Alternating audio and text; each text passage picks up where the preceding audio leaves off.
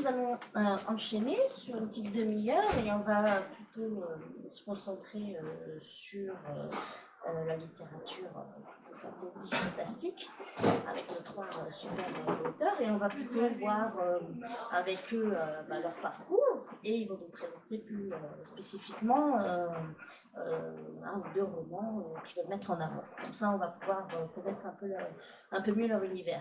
D'accord? Donc, juste une première question. Déjà, comment est-ce que vous êtes arrivé dans l'univers du fantastique et de la fantasy, tout en présentant un peu votre univers à part. Et après, on ira dans le détail pour le livre. Juliana, tu veux commencer? Alors moi, comme je l'avais dit tout à l'heure, j'ai commencé à écrire de la fanfiction. Et c'est vrai que j'ai écrit pas mal de fanfiction sur le Seigneur des Anneaux, entre autres. Et donc en 2018, j'avais gagné un What is Award sur Wattpad avec une fanfiction sur le Hobbit. Et j'ai une bêta lectrice sur une de mes filles qui m'avait dit « Ah, c'est dommage et tout que tu en fasses pas un roman, un vrai roman original ». Et c'était en 2017-2018. Et du coup, après avoir gagné ce Wati, j'ai dit bah, pourquoi pas ne pas me lancer. Et du coup, j'ai repris le squelette de ma fanfiction et j'ai réinventé tout un univers. C'est vrai que je suis fan de fantasy, j'ai lu pas mal d'auteurs. C'est toujours de l'heroic fantasy ou de l'art fantasy, donc comme je le disais, je déplore beaucoup le fait qu'il n'y ait pas du tout de romance dans ces genres-là, ou quand il y en a un petit peu, c'est tellement mal exploité qu'on se demande comment les héros finissent ensemble, parce que c'est juste pas possible. Le matin, ils se détestent et le soir, ils sont amoureux l'un de l'autre. Entre-temps, on ne sait pas ce qui s'est passé et pourquoi ils ont changé d'avis. Et du coup, j'ai repris cette fanfiction-là et je l'ai réécrite totalement. Donc moi, c'est mon héroïne, elle vient de notre monde. Je voulais faire un peu... Alors, je lis aussi du manga. Donc je lis beaucoup de mangas isekai, et isekai c'est quand un personnage, le héros ou l'héroïne vient de notre monde et est transposé dans un autre univers imaginaire. En général c'est des univers de jeux vidéo. Bon, moi non, là c'est un univers totalement fantasy imaginé qui s'appelle Atlantea. Et justement moi je voulais confronter un petit peu une héroïne qui vient de chez nous avec des personnages qui vivent un peu dans un univers style moyenâgeux, Renaissance. Donc il y a tout ce côté patriarcat, elle est féministe. Donc je voulais vraiment faire des confrontations entre cet univers-là et notre monde. Parce qu'elle, elle va devoir essayer de s'habituer, entre guillemets, à ce château où elle va se retrouver enfermée. Ces personnages, enfin ces hommes et ces femmes qu'elle ne connaît pas, il y a un roi, il y a tout un... Nous, on n'a pas vécu comme ça, c'est demain, on est présenté un roi, on va faire plein d'erreurs parce que le protocole, on ne connaît pas. Elle, c'est ce qui va lui arriver, donc du coup, sa différence va lui faire avoir des admirateurs et des ennemis. Bon, entre-temps, bien sûr, il se passe une aventure, il y a aussi un grand méchant qui est une déesse ténébreuse. L'univers, enfin le royaume dans lequel elle tombe, il est sur le point d'être détruit. Et elle doit un peu essayer de trouver un moyen de rentrer chez elle, tout en essayant aussi de s'intégrer. Et l'intégration ne se fait pas vraiment facilement. Donc c'est vrai que je voulais vraiment travailler là-dessus, me faire plaisir aussi, et comme je vous l'avais dit tout à l'heure, j'ai perdu mon petit garçon en 2019, et c'est vrai qu'il est mort quelques mois avant le confinement, le premier confinement. Et avec mon mari, on avait besoin de se changer les idées. Lui, il est en télétravail à la maison, moi j'étais en arrêt de travail. Et on s'est dit, tiens, ton manuscrit, pourquoi on ne le reprendrait pas? Tu as eu plein d'infos, plein d'aides de la part de l'éditrice. Comme ça nous permettrait de passer le temps et de passer bien. Et c'est vrai que c'était pour nous une grande aventure. Donc c'est vrai que ça a commencé comme ça à Atlantea. Donc il y a beaucoup de choses derrière, on dirait pas comme ça, mais... Et c'est vrai que c'est mon premier roman, et il n'est peut-être pas parfait, mais en tout cas, moi, j'en suis très fière. Voilà. Alors, les fantaisies, en fait, j'ai toujours baigné dedans, en fait, que ce soit en littérature ou avec les séries télé comme Buffy etc. Donc, c'est vrai que naturellement, en fait, au moment d'écrire, en fait, mon cœur il va pencher vers la fantasy parce que c'est ce que j'aime. J'aime que des personnes, mélanger. C'est plutôt de l'urban fantasy puisque ce sont des créatures qui habitent le monde dans lequel on est. Et donc, bah, c'est un peu comme quand on demande à quelqu'un sa sexualité ou autre, là, du coup, du coup, t'es quel genre de créature? En fait, c'est ça en fait qui est intéressant de voir en fait que on peut tous vivre ensemble en ayant des sexualités ou en venant d'univers, d'espèces différentes, ou même, enfin, entre, ne serait-ce qu'entre couleurs de peau. C'est une espèce d'acceptation de soi. Et ce que j'aime bien avec les univers fantastiques, c'est que si jamais il y a quelque chose qui te dérange, du coup, tu peux utiliser la magie pour arranger, pour que ça colle avec avec ce que tu as envie de faire, parce que sinon ce serait pas possible. Donc, moi j'ai toujours voilà, enfin, beaucoup lu d'Heroic Fantasy, Tolkien, mais aussi des choses plus urbaines comme Cat Daniels ou Cassandra O'Donnell ici, des choses qui me plaisent parce que justement il y a ce mélange de réalité et de fantastique, donc c'est plutôt vers ça que je suis. J'ai jamais essayé d'écrire une fantasy à la Tolkien parce que ça me paraît plus ambitieux, beaucoup plus difficile parce qu'il faut tout créer. Et la facilité dans l'urban fantasy, c'est que c'est le monde dans lequel on habite, donc c'est assez facile. Donc moi, voilà, c'est comme ça que j'ai commencé. Je vais faire original, donc moi aussi j'ai toujours adoré tout ce qui était films et séries fantastiques et ça a commencé par Retour vers le futur, par Buffy quand j'étais ado, comme par Charmed, etc. Et je lisais beaucoup de romans, et donc beaucoup de romans de copains ou de copines qui faisaient de l'urban fantasy.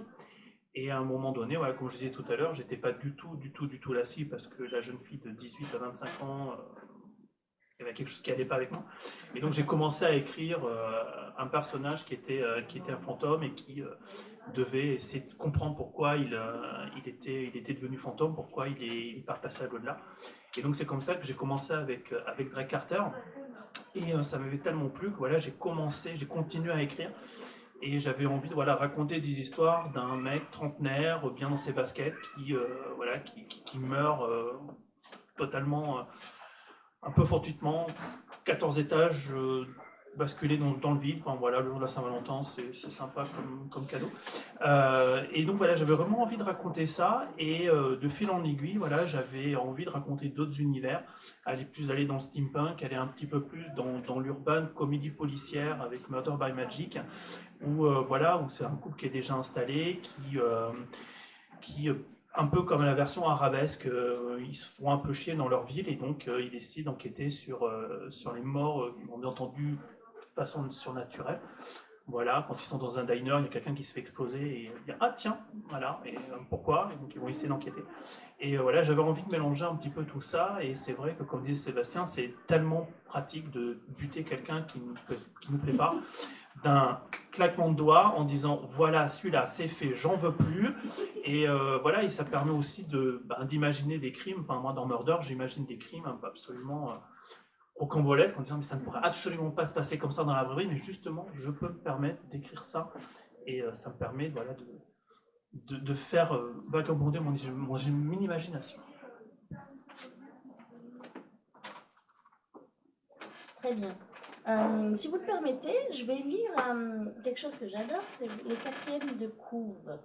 Comme ça, on voit tout de suite un petit peu l'ambiance et vous allez comprendre un peu de quoi il parlait jusque-là. Alors, Atlantea, si tu permets, je vais lire la couve du tome 1, que vous voyez juste en face, là, en plein milieu. Donc, la prophétie des étoiles, ça. Alors, à la merci d'Asphobia, la déesse des ténèbres qui menace les royaumes d'Atlantea, le peuple de Zamoria paie d'un soleil perpétuel la guerre dévastatrice qu'il a menée contre son voisin Asteria. En tentant d'invoquer la magie pour ramener la nuit sur leur territoire, les Amorians ouvrent une brèche libérant Asphobia.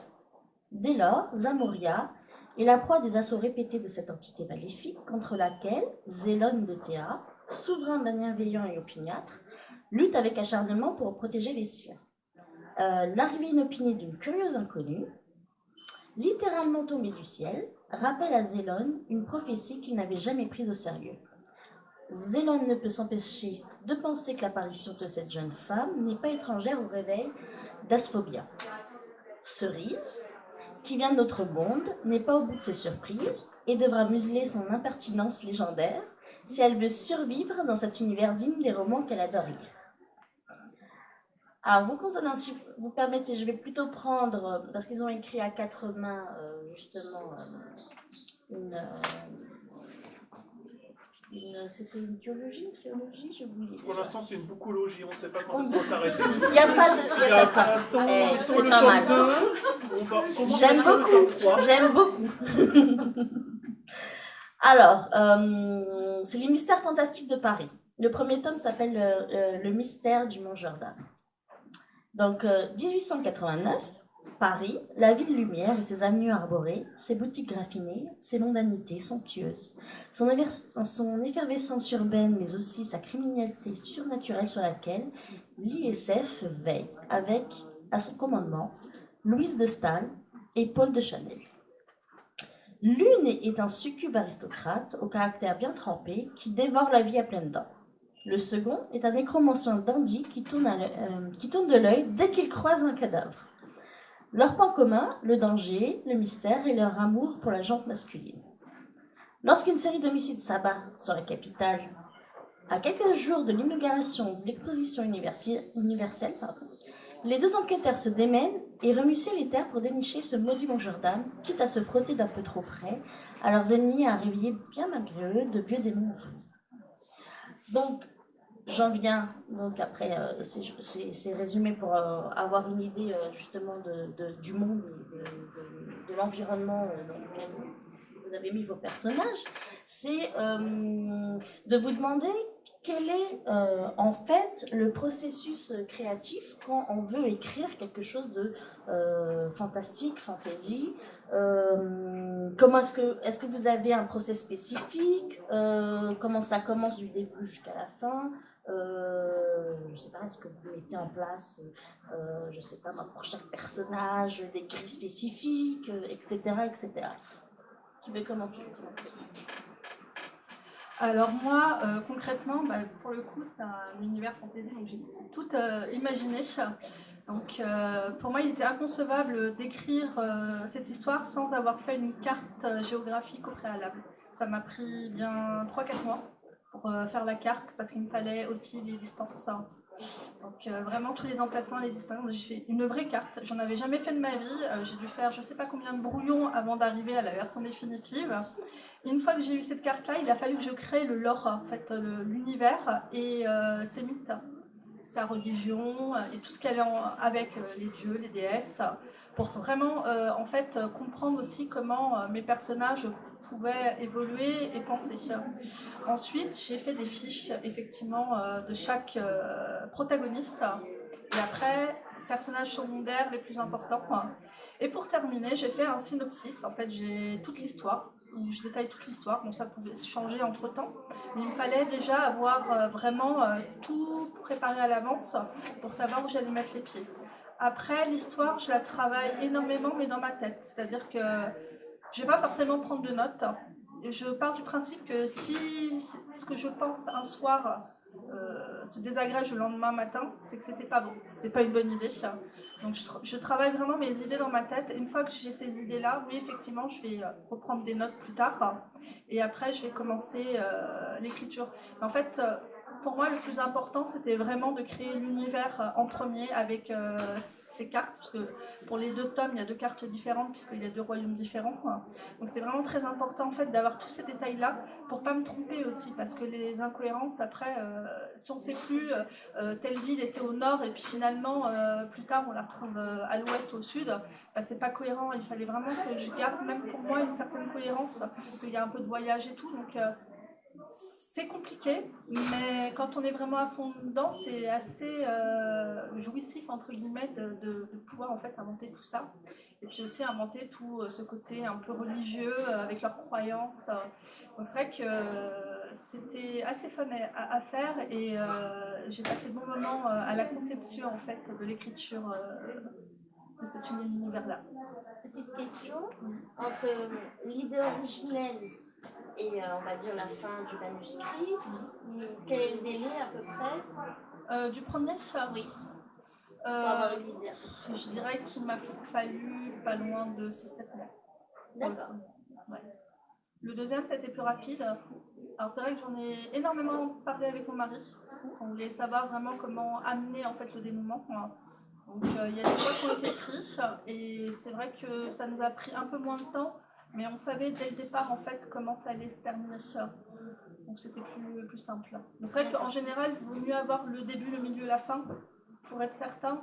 Après, la construction, ça va, ça vient, ça peut être retravaillé. Mais c'est vrai que déjà avoir ce début, milieu et fin, c'est dans un sens rassurant, puis ça permet d'avoir une sorte de plan en fait qui permet d'aller d'un point A jusqu'à. D'accord. Voilà.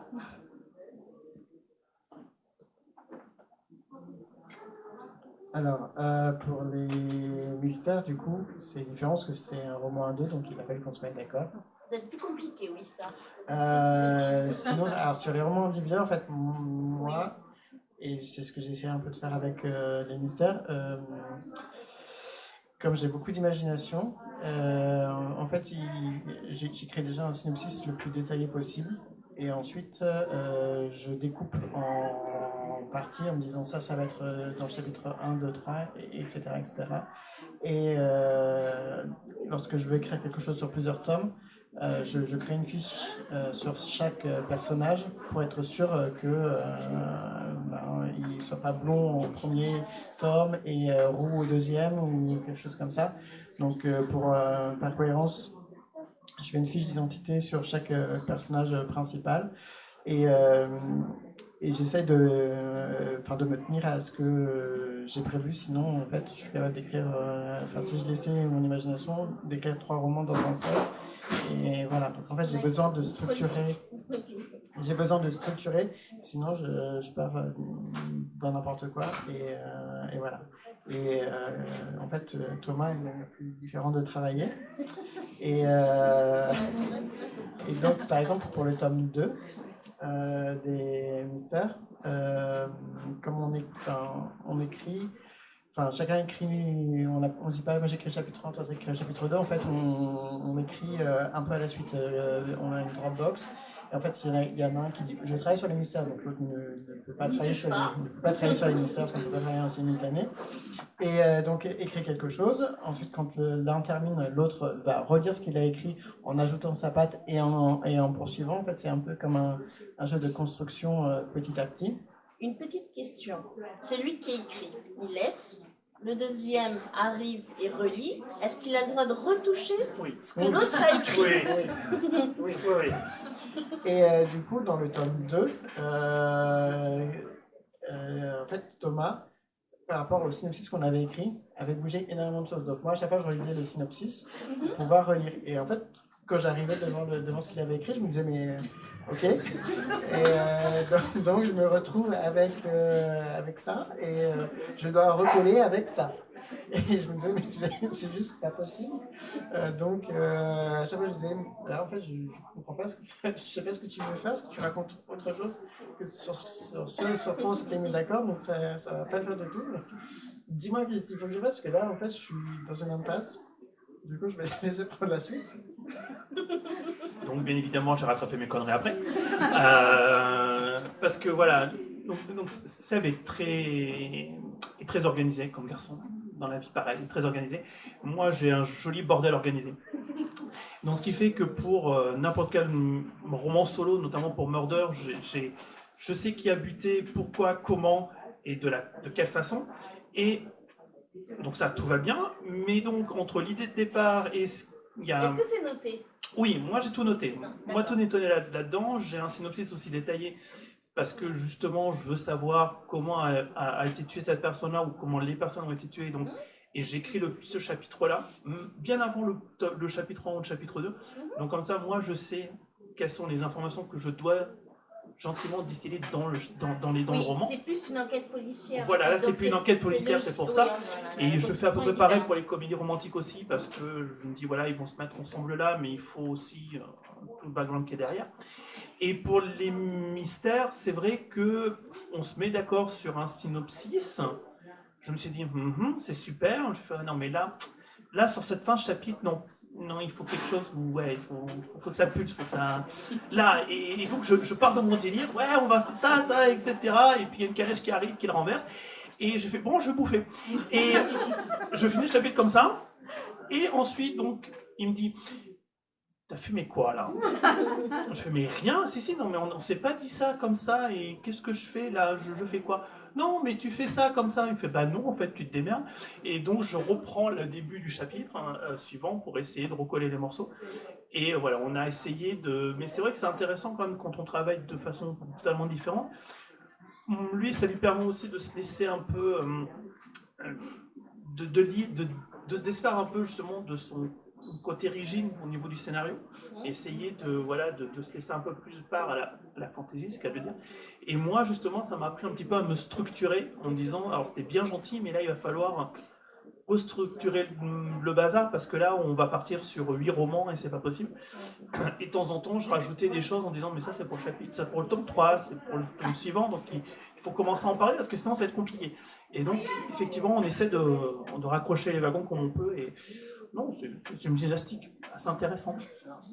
Juste, je vais dire un truc. En fait, ce qu'il dit pas, c'est qu'il fait genre renverser les gens par une calèche, et ensuite les gens vont manger, et il s'arrête là. Et donc, du coup, moi, je me dis, je fais quoi? Je raconte, en fait, les gens qui sont au restaurant en train de manger, qu'est-ce qui se passe? Enfin, je me passe un truc à écrire qui est pas... Ça s'arrête au milieu d'une scène. Ouais. qui est pas hyper sympa à écrire. Ouais. Et alors parce que c'est vraiment étonnant le quatre mains, est-ce que vous écrivez à la suite? Est-ce que tu changes complètement ta façon d'écrire? Parce que tu écris quand tu écris un roman solo, tu peux très bien commencer au milieu, un chapitre 5, et revenir après petit à petit et distiller. Et là, comment vous faites? Je veux juste demander, est-ce que vous écrivez chacun un personnage ou vous écrivez... Oui, il y a ça aussi. Il y avait cette question-là aussi. Alors, non, on n'écrit pas chacun un personnage, parce que dès le départ, on s'est mis d'accord sur comment est Paul, comment est Louise, et comment sont tous les autres personnages. Donc, c'est vrai qu'on essaye de respecter ça. Et dans le tome 2, du coup, en fait, puisque les gens ont critiqué Louise dans le tome 1, du coup, on s'est dit, bon, il faut qu'on fasse les choses par rapport à Louise pour que les gens comprennent pourquoi est-ce que cette aristocrate, elle est indépendante et qu'elle elle ne veut pas être le sous-fifre de quelqu'un et qu'elle veut marquer, de son empreinte. Et du coup, donc moi j'essaie d'expliquer, etc., etc. Et donc lui il arrivait avec ses gros sabots et donc il mettait quelque chose, mais j'ai dit non, mais alors du coup, vu que juste 10 lignes plus bas elle dit ça, bon bah là elle peut pas du coup faire ça. Donc on n'écrit pas chacun un personnage. En fait, vraiment, par exemple, Thomas va commencer à écrire le premier chapitre. Et ensuite, moi, je vais reprendre le premier chapitre, modifier certaines choses et ensuite poursuivre. Et ensuite, après, de ce que moi j'ai fait, lui va reprendre, etc., etc. Donc, même s'il y en a un ou deux qui écrit, par exemple, je sais pas, 3 chapitres d'un coup, l'autre va devoir lire les 3 chapitres, modifier ce qu'il souhaite modifier, etc. Et ensuite continuer. Après, du point de vue historique, Seb est plutôt sur la partie vestimentaire, sur la partie décorum, etc. Et moi, j'étais plutôt au moment sur la partie historico-historique, c'est-à-dire que j'ai téléchargé les journaux de l'époque pour en arriver jusqu'à la température et à la météo du jour même, pour éviter que justement, j'aime bien l'histoire aussi, mais donc il a fallu vraiment que je suis allé un peu plus loin qu'une romance classique. Et j'avais vraiment envie de ça, de m'amuser avec ces codes-là. J'ai même téléchargé le plan de l'exposition universelle de 89, savoir quel stand avait ce stand-là, etc. C'était assez compliqué, mais d'un côté assez jouissif. Et oui, enfin, on essaye, en tout cas, l'un et l'autre, on essaye de ne pas tout défaire ce que l'autre a écrit. On essaye de faire ça. Et des fois, effectivement, moi, je vais m'attarder un peu plus sur le dialogue. Seb va faire le reste, mais c'est vrai qu'on essaye que chaque personnage a le même caractère de temps en temps. Et quand il me dit oui, Louise, elle va pas dire ça, Paul va pas dire ça, je fais oui, d'accord. Mais je voudrais quand même apporter cette petite touche-là. Donc, on essaye de trouver des compromis pour faire ça. C'est un travail intéressant, d'autres ne fonctionnent pas comme ça, il y en a qui vont faire un personnage, l'autre qui va faire un chapitre et l'autre va faire un autre. Là, on a vraiment construit et travaillé le synopsis et le roman, vraiment, et là pour le coup, vraiment à 80. D'accord. Quelqu'un a une question spécifique? Non? J'avais juste une petite question concernant les personnages, et toujours dans le processus créatif. Comment est-ce que vous choisissez, par exemple, les prénoms des personnages, les noms des endroits quelquefois spécifiques quand c'est fantastique, magie ou autre, il y a toujours quelques petits vocables, on va dire, particuliers à inventer de toutes parts par l'imaginaire de l'auteur. Alors moi, concrètement, mon héroïne, elle s'appelle Cerise. On pense tout de suite à Groupama. Bah oui, en fait, ça vient de la pub Groupama.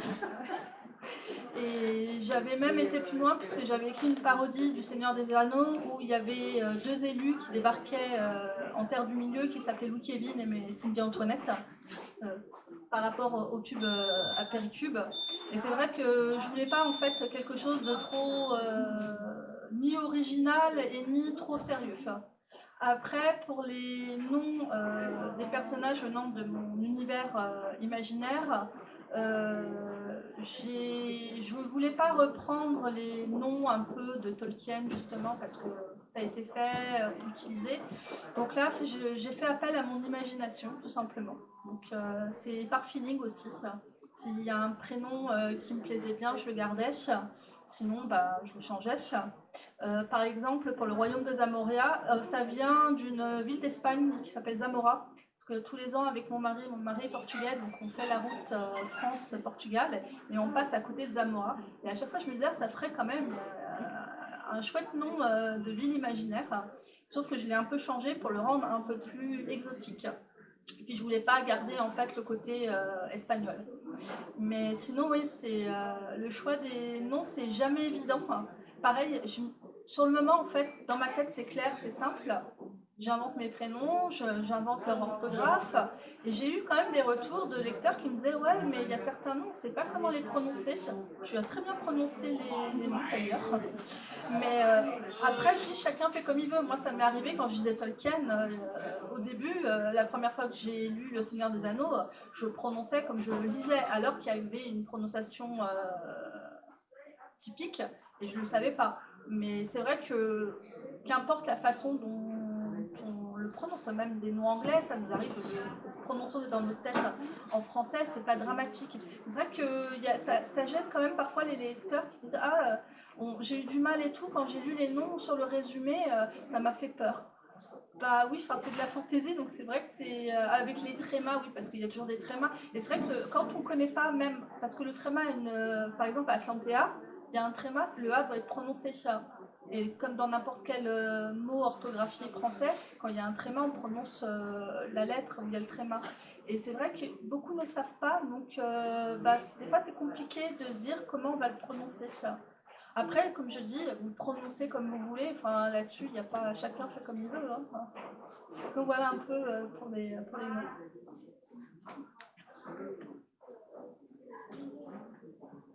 Alors pour les noms, j'ai un calendrier à côté de moi. Et quand je cherche un prénom, un éphéméride oui, il y a le nom des saints. Et du coup, en fait, je regarde dessus lequel me plaît le plus.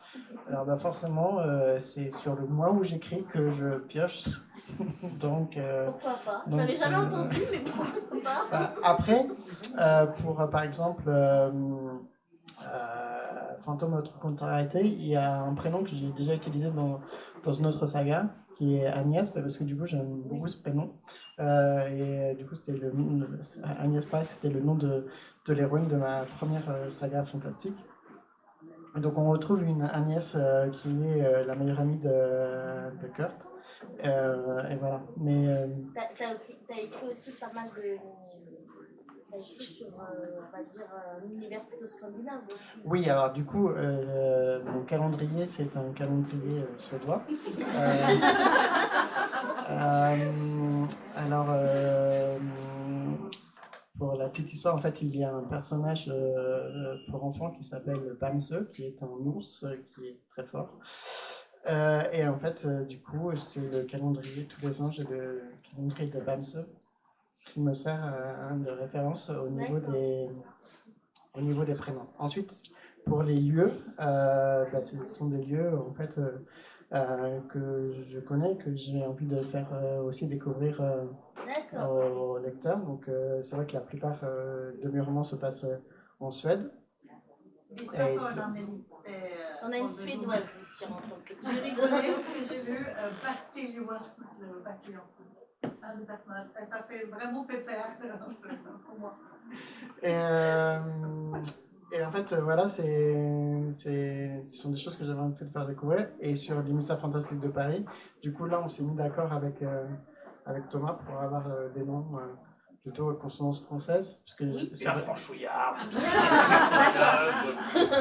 Et parce que du coup, en fait, ce ne sont pas des choses que moi j'utilise, parce que j'utilise plutôt les noms scandinaves. Oui. Alors moi, pour mes romans, je pioche dans toutes les séries que j'ai adorées. Donc dans le tome 1, on va avoir des personnages qui viennent de séries télé ou de films. Dans le tome 2, je me suis amusé avec les personnages de Desperate Housewives. Donc il y a un Scott, il y a un Suzanne, il y a Will and Grace aussi, donc j'ai Karen qui arrive, Jack. Dans le tome 3 où je suis en train d'écrire, je me suis amusé avec tous les personnages de Doctor Who. Donc il y a du Martha, il y a du Amy, il y a du Jack aussi. Enfin voilà, je me suis amusé à utiliser ça. Pour les personnages de Jim et Dylan, pour Dylan, quand ça se passe aux États-Unis, dans une ville totalement fictive qui s'appelle New Avalon, et je reprends le mythe arthurien là-dedans. Alors, il y a beaucoup de Camelot là-dedans. Donc, il y a du Léo Dagan, Rose Street, il y a un hôtel de passe qui s'appelle Guenièvre. Voilà, Arthur Plaza. Enfin, voilà, je me suis amusé avec tout ça, en tout cas, pour justement que New Avalon soit une terre propice pour toutes les créatures surnaturelles qui ont envie de vivre leur côté surnaturel sans avoir un regard étrange par rapport aux humains. Et j'avais envie que le couple Jim et Dylan, Jim soit blanc et Dylan soit black, afin que justement je puisse un peu traiter de ce qui se passe aux États-Unis sur le regard qu'ont les cons, il n'y a pas d'autre mot, sur le racisme et sur l'homophobie, etc. Et donc j'avais envie de raconter ça. Et ce qui fait que voilà, Dylan, j'ai cherché et il y avait un de mes anciens élèves qui s'appelait Dylan et qui était métis. J'ai fait voilà, tu le sauras jamais. Enfin, si maintenant. Parce que je pense qu'il y a un avantage à être professeur et enseignant. On a un panel comme ça de prénoms de. Ouais, mais là j'avais envie de faire autre chose. Et pour Jim, c'était avec Superman, Jimmy Olsen, enfin voilà, il y a des petits trucs comme ça que je récupère. En plus, nom de famille Pollock, ça fait penser à une autre saga voilà, Oxa Pollock. J'avais envie de prendre des petits trucs comme ça, de m'amuser avec ces personnages, du lieu, des prénoms. Et chose que je peux pas faire avec les mystères fantastiques, où là c'est vraiment le personnage, le préfet, le machin qui portait le nom d'Albert, machin, ouais, bon, voilà. Mais après on s'amuse avec les autres personnages, voilà. Il y a le personnage d'Evony où c'est une prêtresse elfique un peu barrée, et Evony, ça vient du personnage de Lost Girl qu'on avait adoré avec Sébastien. Et voilà, on fait des petits hommages comme ça de temps en temps pour se faire plaisir. Finalement, très contemporain. Complètement. Exactement. Et donc, pour finir, donc clôturer cette table ronde, est-ce qu'on pourra avoir une idée de vos futurs projets brièvement? Est-ce que vous allez continuer dans le fantastique, fantasy ou autre, etc. Alors moi j'ai 3 spin-offs pour Atlantea qui seront en fait vraiment axés romance fantasy plus romance avec un personnage à chaque fois. Donc les 2 premiers spin-offs sont écrits. Normalement le premier spin-off est prévu pour le début de l'année prochaine. Et le 3e, je ne l'ai pas encore écrit. Là, j'ai fait une pause et je me suis lancée sur un projet d'urban fantasy, justement. Donc, pour changer un petit peu. Et là, ça se passe en Irlande. Donc, du coup, j'ai dû chercher des noms irlandais. C'était pas évident. Mais voilà, pour le moment, c'est ça. Et par la suite, j'ai un autre projet aussi. Mais c'est pas pour tout de suite encore. C'est sur mon histoire et sur le deuil, en fait, qui me frappe. Mais ça, c'est autre chose. On verra quand je serai motivée ou quand j'aurai le temps de le faire. Mais en tout cas, pour le moment, là, je travaille sur mon urban fantasy. Alors en fait, moi je suis en train de terminer le tome 2 des aventures de Kurt. Là, pour vous raconter vraiment, ce matin j'ai terminé donc le 40e chapitre et donc le 47e chapitre et je dois écrire l'épilogue. Donc j'ai ça à faire. Et il y a une romance de Noël qui va sortir le 15 décembre. Donc là, qui n'est pas du tout axé fantasy.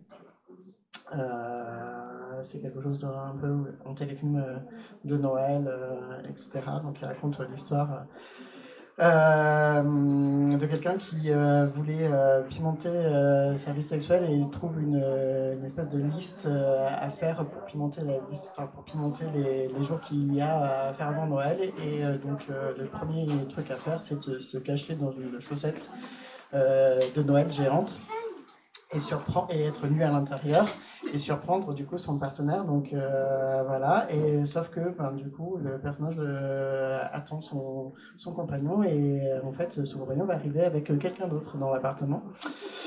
Et donc c'est donc il va avoir son meilleur ami et avec son meilleur ami ils vont essayer de terminer la liste de Noël. Voilà. Et j'ai quelque chose d'autre qui va sortir donc le tome 2 va sortir l'année prochaine, et une romance plutôt contemporaine, on va dire new adult, puisque ce sont des personnages qui ont 18 ans et c'est une histoire d'amour. Voilà.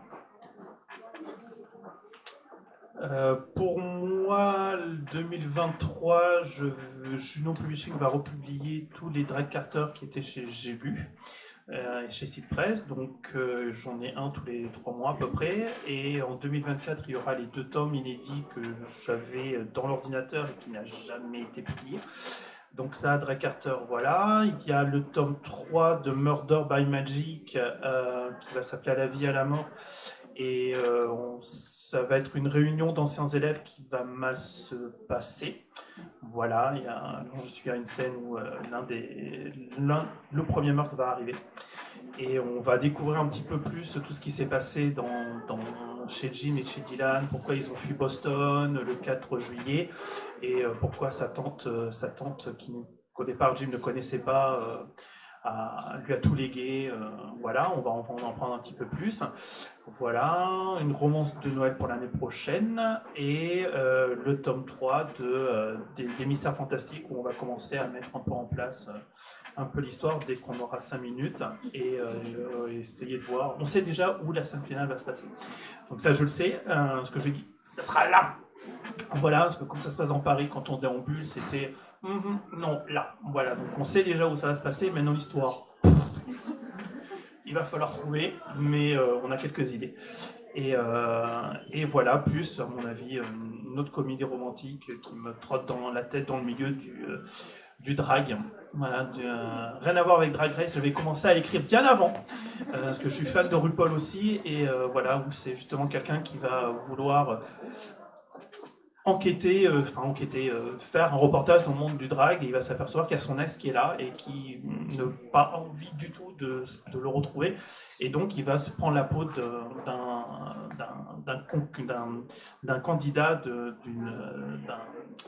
d'une élection de super drag queen, et donc il va s'appeler Vanille Royale, et donc il va devoir faire du drag alors qu'il n'a jamais fait du drag de sa vie, alors qu'il est plutôt un peu coincé, et voilà, j'avais envie de retrouver un petit peu la comédie romantique que j'avais un peu délaissée actuellement.